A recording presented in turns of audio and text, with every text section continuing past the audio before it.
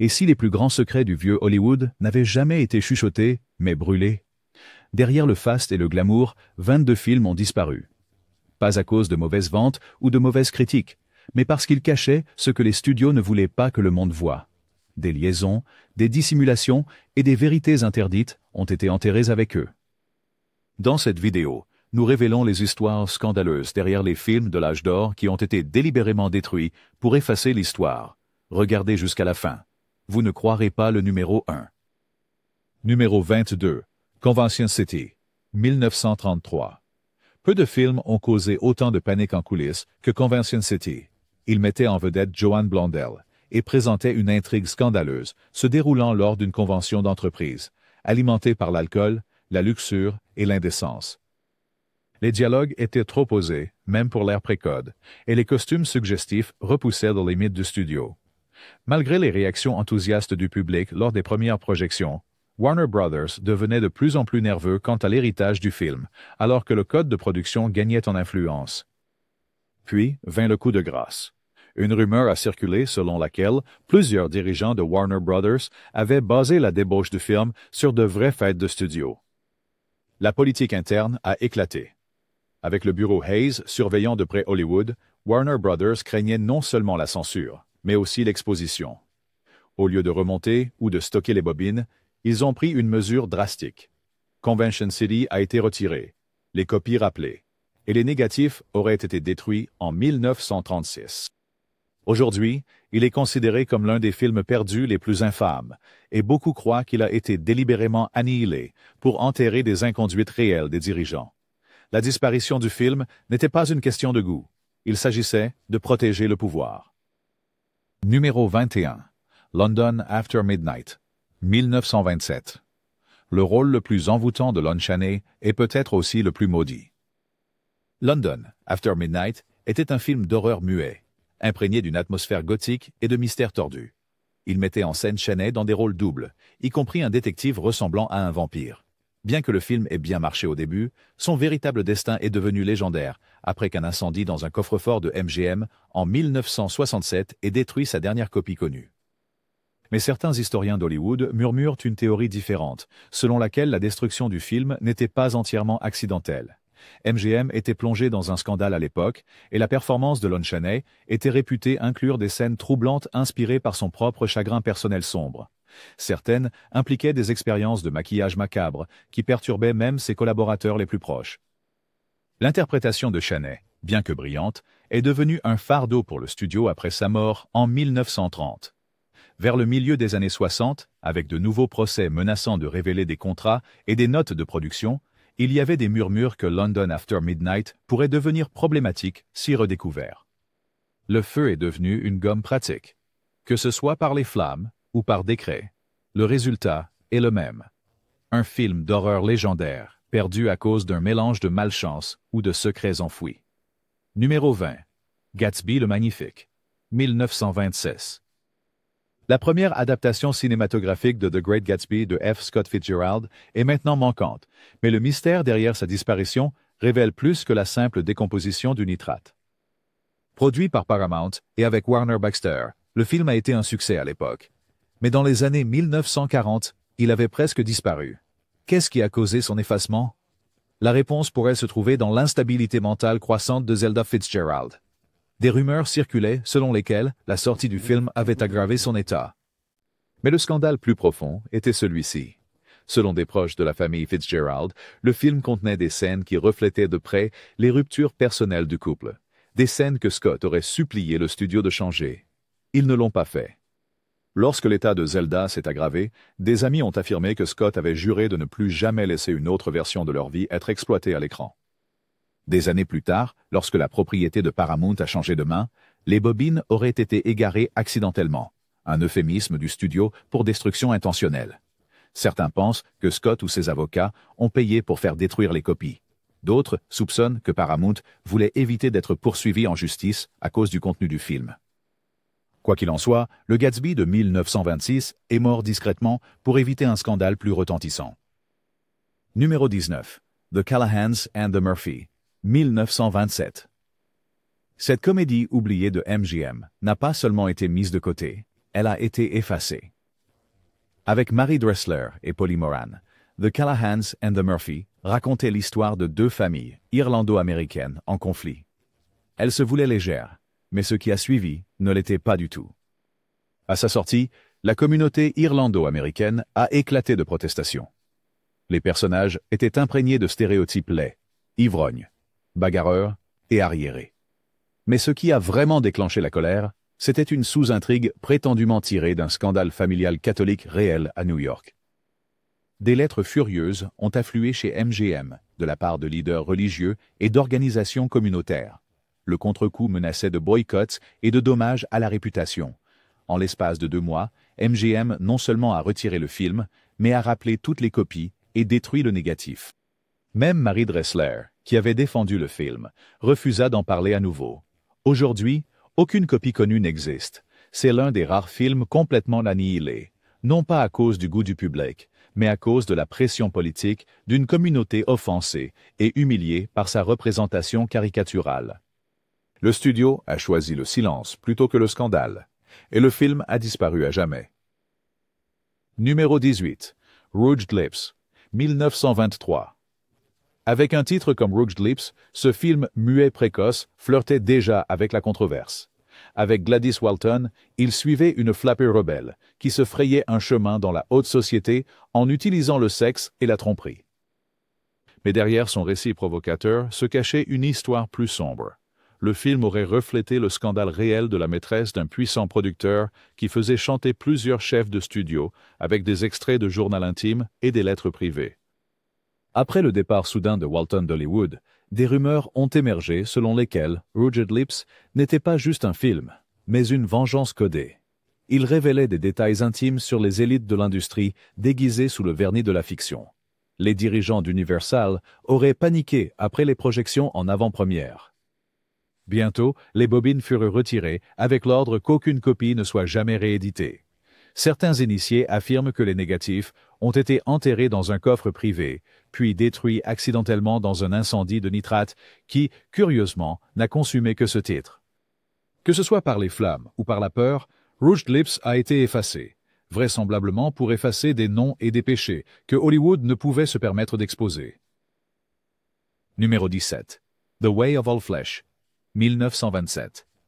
Ce joyau perdu a valu à l'acteur Emil Jannings un Oscar, mais pas pour la version que nous pouvons voir aujourd'hui. Le film original de 1927 a complètement disparu, et certains disent que sa destruction était délibérée. Jannings jouait un banquier dont la vie se décompose après une seule erreur morale. Dernier pas. Le rôle faisait écho à son scandale personnel, dans la vie réelle, impliquant des accusations d'infidélité et de pot de vin. Mais ce n'était pas tout. Les historiens du cinéma pensent que les scènes supprimées, certaines apparemment explicites, étaient des représentations à peine voilées de comportements sexuels tabous. On dit que le studio a retourné une version édulcorée, détruisant le négatif original après des pressions de l'équipe juridique de Jannings, qui craignait des répercussions fatales pour sa carrière. Paramount n'a jamais publié de déclaration claire. L'Oscar a été décerné sur la base de séquences de performances que personne n'a revues depuis. Tout ce qui reste, ce sont des photos, des scripts et une question troublante. La disparition du film visait-elle à préserver un héritage ou à dissimuler la vérité? Numéro 16. Flaming Youth, 1923. Flaming Youth de Colin Moore a défini une génération de flappers et de femmes libres d'esprit. C'était électrique, audacieux et extrêmement populaire, mais les représentations franches de la sexualité féminine et de la rébellion juvénile dans le film étaient scandaleuses pour les milieux conservateurs. Ce que beaucoup oublient, c'est que Flaming Youth a failli ruiner la carrière de Moore après que des groupes de surveillance religieux l'ont qualifié de poison moral. Mais pire encore, des rapports en coulisses ont révélé que les dirigeants du studio étaient furieux à cause d'une scène qui reflétait un scandale réel, impliquant une jeune actrice et un réalisateur qui avaient été discrètement renvoyés. Pour éviter un nouvel examen minutieux, on dit que Warner Brothers a rappelé les copies et ordonné des recoupes. Mais la décomposition du nitrate et la négligence sélective ont fait le reste. Seule une bobine unique survit aujourd'hui. Que ce soit par honte d'entreprise ou sabotage calculé, la plupart de Flaming Youth a disparu avec ses secrets. Numéro 15. Greed, 1924. Greed d'Erich von Stroheim est souvent cité comme le chef-d'œuvre le plus mutilé de l'histoire d'Hollywood. À l'origine une épopée de 9 heures, il a été réduit à un peu plus de 2 heures contre la volonté de Stroheim. Pourquoi? Les initiés du studio affirment que la version non coupée exposait les instincts les plus sombres de la société. Viol, trahison, nécrophilie et violence grotesque. Mais ce qui a vraiment rendu MGM nerveux, c'était la décision de Stroheim de choisir des acteurs non professionnels, certains prétendument liés à de véritables affaires criminelles. Les scènes étaient si éprouvantes qu'elles auraient rendu malades les spectateurs des avant-premières. MGM a paniqué. Ils ont réduit le film et les 7 heures de séquence ont été détruites. Certains pensent que c'était pour éviter un cauchemar de relations publiques. D'autres soupçonnent que le studio craignait des poursuites de famille qui reconnaissaient des événements dramatisés dans le film. Stroheim était dévasté. Il a qualifié La Coupe de boucherie, et l'original Greed est devenu le film fantôme le plus célèbre d'Hollywood, ruiné non seulement par sa durée, mais par les risques qu'il osait prendre. Numéro 14. Letty Linton, 1932. Letty Linton mettait en vedette Joan Crawford dans l'un de ses rôles les plus glamour, et pourtant, cela est devenu un cauchemar juridique que MGM a tenté désespérément d'effacer. L'intrigue du film suivait une femme qui tue son amant abusif et échappe à la justice, étrangement similaire à l'affaire réelle de Madeleine Smith, une mondaine écossaise du 19e siècle. Mais ce n'était pas le seul problème. Les héritiers de Smith ont poursuivi MGM en affirmant que le film plagiait des dossiers judiciaires et des lettres qui n'étaient jamais tombées dans le domaine public. L'affaire a traîné pendant des années, jusqu'en 1936, lorsque le verdict est tombé. Letty Linton ne pourrait plus jamais être projetée. Plutôt que de se battre, MGM a enterré le film. Toutes les copies connues ont été retirées de la circulation. Certaines sources affirment « Le studio a même détruit des négatifs pour empêcher le piratage ». Joan Crawford elle-même a un jour déploré que c'était l'une de ses meilleures performances, perdue à jamais à cause d'un scandale juridique que MGM n'avait pas prévu. À ce jour, le film reste officiellement supprimé. Numéro 13. A Woman of the Sea, 1926. Commandé par Charlie Chaplin et réalisé par Joseph von Sternberg. A Woman of the Sea était un drame sombre et introspectif avec Edna Purviance, l'ancienne amante de Chaplin. Il était censé relancer sa carrière, mais le film n'a jamais été sorti. Pourquoi? Des rumeurs circulaient selon lesquelles Chaplin détestait le montage final, qui aurait prétendument dépeint des éléments de leur relation ratée. Pire encore, des initiés affirmaient que l'histoire incluait des pics voilés sur la nature contrôlante de Chaplin et son traitement des femmes. Les parallèles inconfortables entre l'art et l'artiste étaient trop proches pour être confortables. Plutôt que de laisser le film fuiter, Chaplin a fait quelque chose d'inédit. Il l'a mis de côté. Pendant des années, il est resté invisible. Puis, en 1933, Chaplin ordonna la destruction du seul négatif connu. Aucune copie n'a survécu. Que ce soit par vanité, chagrin d'amour ou gestion de réputation, A Woman of the Sea a coulé sous le poids du scandale personnel et du pouvoir.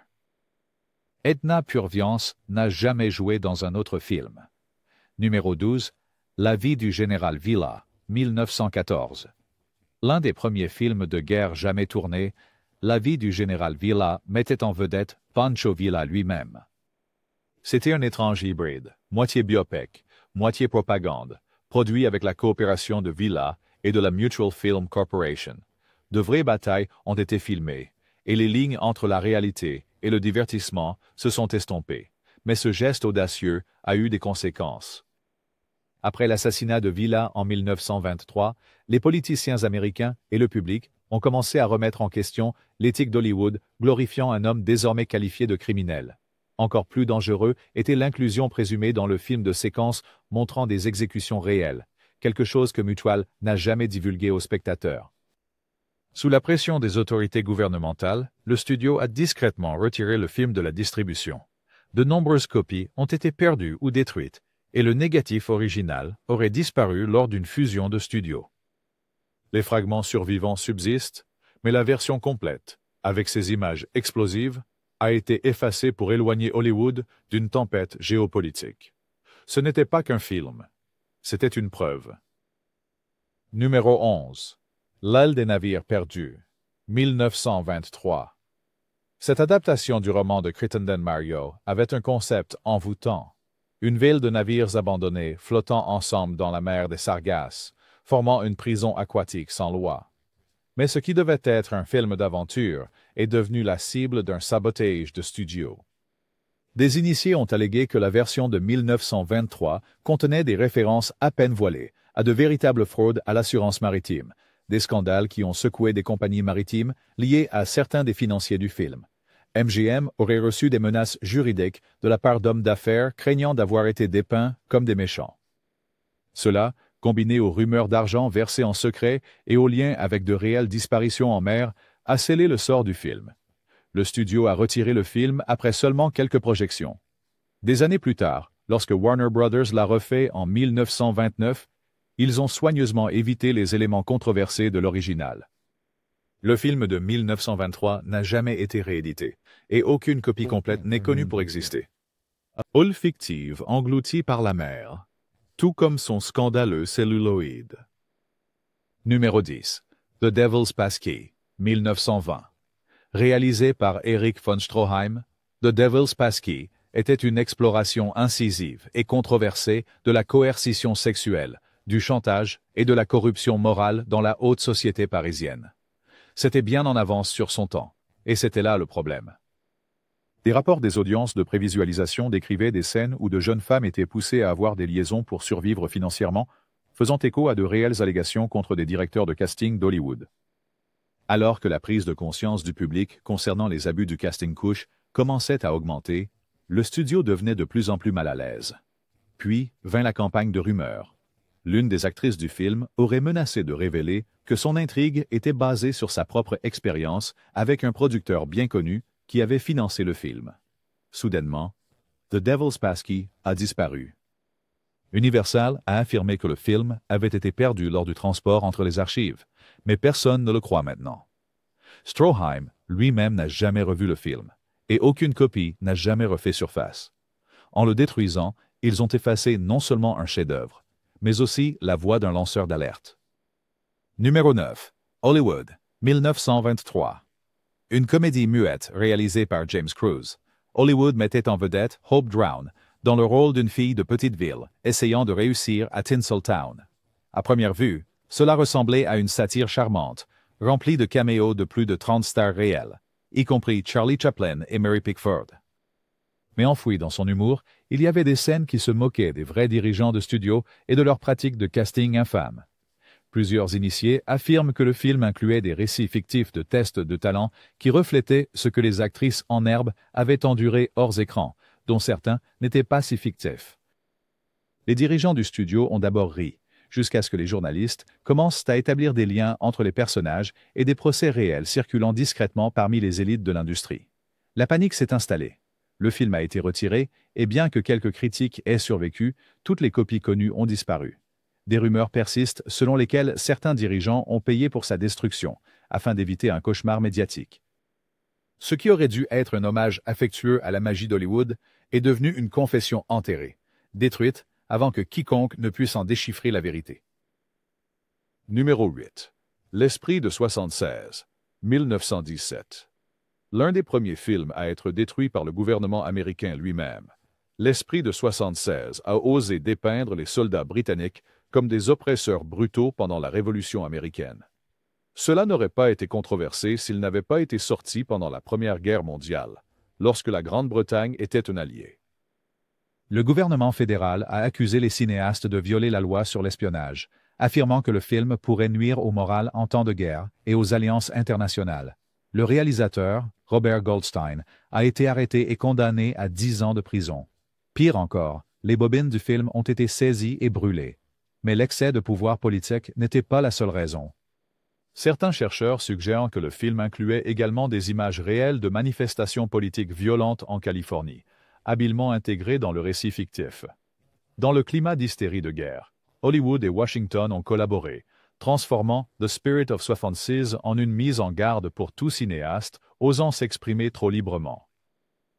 Numéro 7. The Red Kimono, 1925. Produit par Dorothy Davenport, The Red Kimono abordait la prostitution avec une crudité que peu de films osaient tenter. Il racontait l'histoire vraie d'une femme forcée à se prostituer, un sujet rarement abordé dans le cinéma muet. Le film était basé sur la vie de Gabrielle Darley, qui avait tué son proxénète abusif et avait été acquittée. Mais Darley a intenté un procès.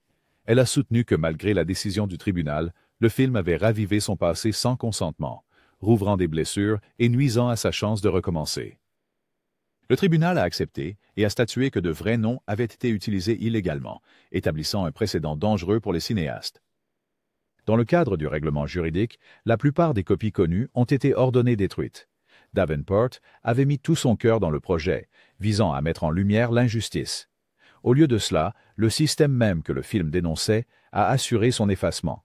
Aujourd'hui, seuls des fragments survivent, vestiges d'un film réduit au silence par les forces même qu'il tentait de confronter.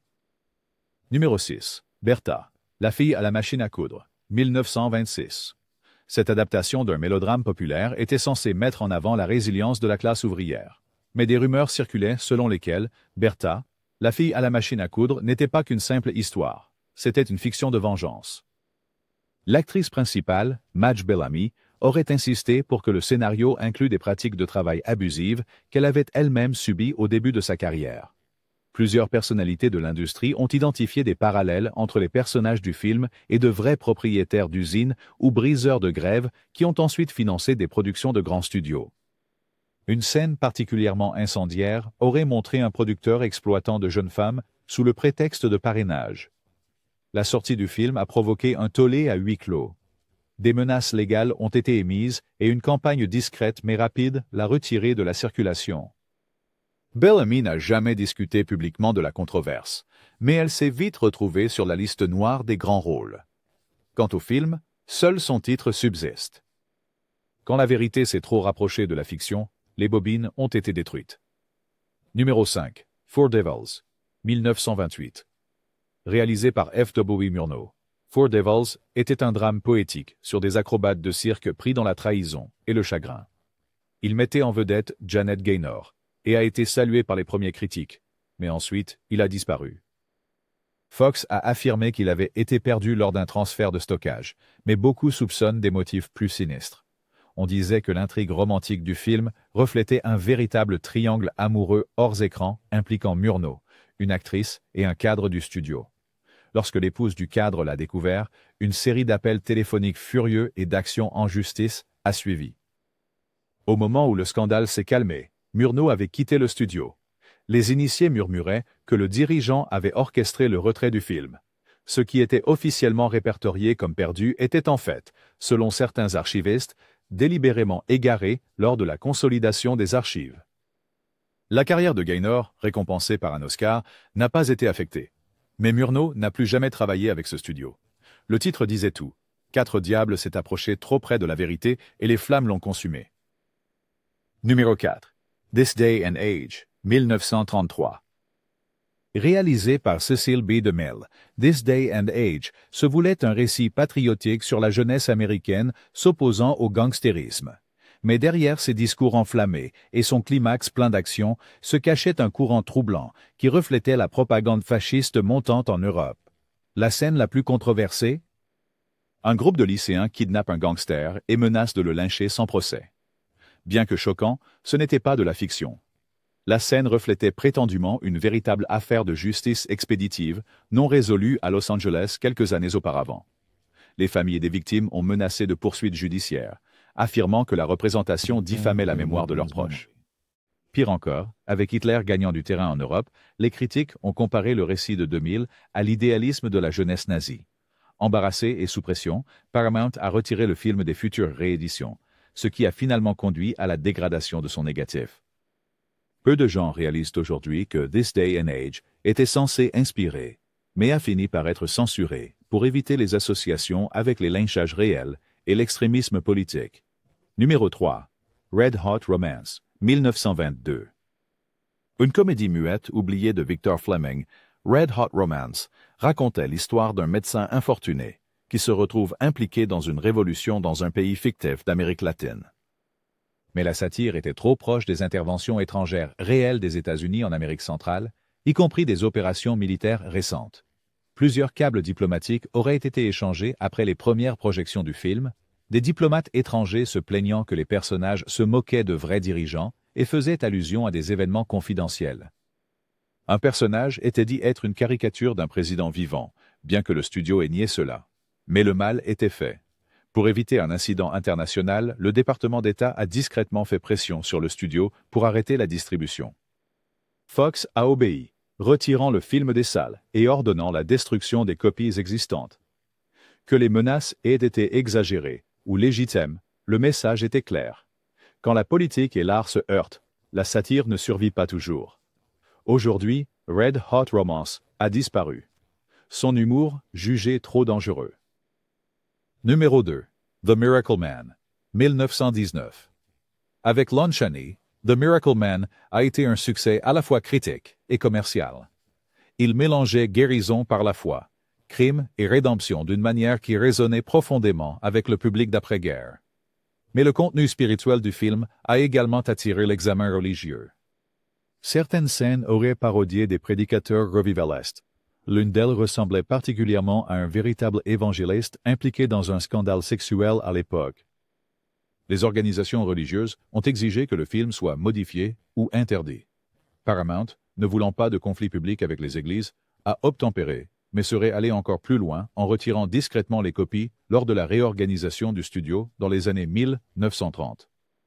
Compliquant le mystère, il y avait l'opposition de Chaney à une réédition. Il craignait que l'émotion brute du film soit mal utilisée à titre posthume. Lorsque les conservateurs l'ont recherché, seuls des fragments subsistaient. Son plus grand miracle, comment un chef-d'œuvre a disparu de la surface de la Terre, sous la pression, et non par le temps. Numéro 1. A Kiss in the Dark, 1925. Une comédie romantique qui s'est transformée en tempête juridique, A Kiss in the Dark mettait en vedette Adolphe Menjou dans le rôle d'un célibataire élégant naviguant dans l'amour à Manhattan. Mais son intrigue, centrée sur un homme se mariant secrètement pour un pari, était trop proche de la réalité pour un puissant dirigeant de studio. Des initiés ont révélé plus tard que l'histoire du film était une attaque à peine voilée contre le mariage scandaleux d'un dirigeant avec une actrice qui aurait commencé comme un pari dans un speakeasy. Lorsque les colonnes de potins ont relevé les similitudes de l'intrigue du film, le chaos a éclaté. L'épouse de l'exécutif a menacé de divorcer. Les équipes juridiques sont intervenues. Le film a été retiré en pleine distribution. Les copies rappelées sous prétexte d'erreurs de montage. Aucune nouvelle sortie n'a jamais été prévue. Plus tard, les archives ont montré que le négatif avait été répertorié comme « détérioré au-delà de toute récupération », une expression que les archivistes reconnaissent maintenant comme un code pour destruction intentionnelle. Le baiser était peut-être fictif, mais les conséquences étaient réelles. Dans le vieux Hollywood, ce qui ne pouvait être nié était détruit. Ces 22 films n'étaient pas seulement des bobines de celluloïd. Ils étaient des confessions enterrées, des lanceurs d'alerte réduits au silence et des héritages brisés. Mais tant que nous nous souvenons de leurs histoires, la vérité qu'ils menaçaient de révéler résonne encore dans les ombres de l'écran argenté.